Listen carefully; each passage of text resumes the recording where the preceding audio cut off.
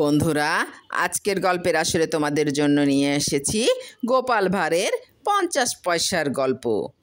একদিন গোপাল কোনো কাজে এক গ্রামে গিয়েছিল।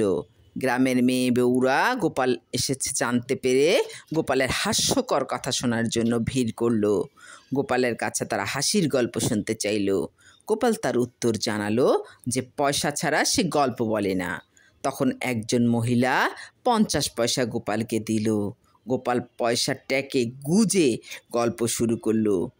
এক রাজা ছিল আর তার ছিল ২ রানী, সুরানী আর দুরানী।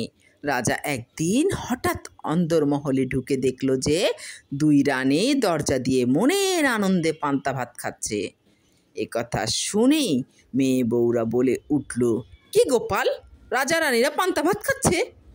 গোপাল বলল, ৫০ পয়সায় পান্তা ভাত খাবে না তো কি ঘি ভাত খাবে?